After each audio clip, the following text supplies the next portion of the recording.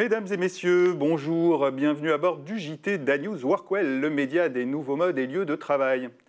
Cette semaine, nous allons parler de la ville de demain, qui se construira en dessous ou au-dessus de nous. Et nous nous intéresserons à des projets hors normes, le plus grand immeuble de bureaux de Paris et l'ex-plus grand magasin de France. Et on démarre avec cette multiplication des réglementations restrictives en termes de construction ou d'implantation de nouveaux bâtiments qui obligent les professionnels de l'immobilier à imaginer de nouvelles façons de penser la ville. Qu'il s'agisse de la ZAN, zéro artificialisation nette des sols, des futures ZFE, zones à faible émission, ou encore de la récente requalification des dark stores, il devient clair que la ville de demain se construira très différemment.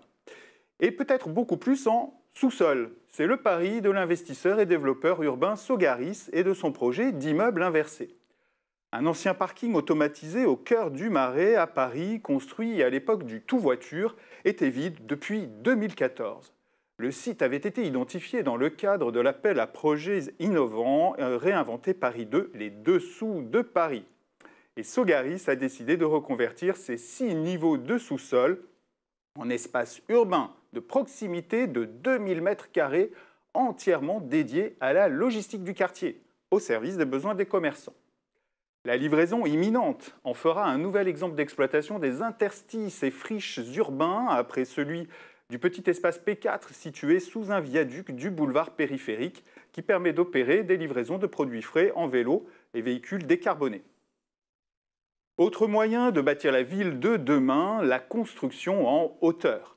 Mais à l'inverse de la plupart des grandes tours, le studio d'architecture britannique Aedas a imaginé cet élégant immeuble de 35 étages aux coins arrondis et au centre creusé, inspiré des formations rocheuses appelées pierres de bon augure et destiné à encourager la circulation du vent. L'un des étages sera découpé pour laisser passer les courants d'air et abriter un jardin aérien. Il pourrait s'élever à Zhuhai, dans le sud de la Chine. Connaissez-vous le plus grand immeuble de bureaux de la capitale? Présenté comme tel avec ses près de 137 000 m² de bureaux, agrémentés de 4 000 m² de commerces et de restaurants, 28 000 m² d'entrepôts et d'archives, 1700 places de parking en sous-sol, le bâtiment Lumière, situé dans le 12e arrondissement, développe tous les codes des immeubles tertiaires d'aujourd'hui. Mixité d'usage, offre de services plus, mobilité douce, bien-être, ouverture sur le quartier et appli digital pour l'expérience collaborateur.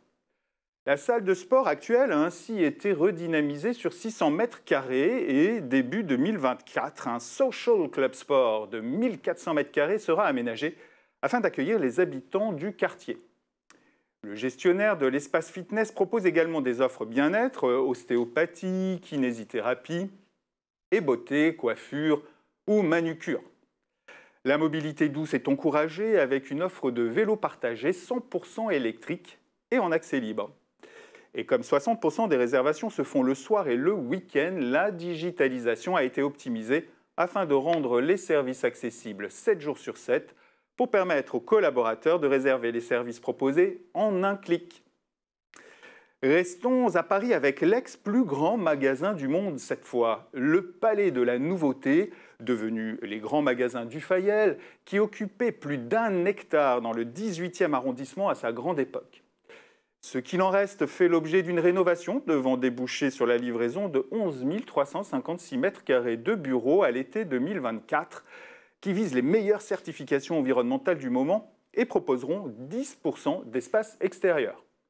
Autre élément en vogue que l'on retrouvera ici, une rue intérieure très lumineuse et dotée de multiples services et coins confortables pour favoriser les échanges et offrir la meilleure qualité de vie. Et pour l'effet waouh, outre le hall façon lobby de Grand Hôtel, il y aura les magnifiques vues sur le Sacré-Cœur tout proche. Une dernière surprise attendra les visiteurs dans les derniers étages qui accueillaient autrefois un terrain de basket. À l'avenir, on y retrouvera un superbe rooftop ainsi qu'une attraction dénommée le Plongeoir, une avancée vitrée sur 3 faces qui permettra une immersion complète dans ce magnifique paysage de la butte Montmartre. Voilà, c'est la fin de notre JT. Je vous remercie de l'avoir suivi. Je vous donne rendez-vous très vite pour une nouvelle bouffée d'inspiration. D'ici là, portez-vous bien. À bientôt.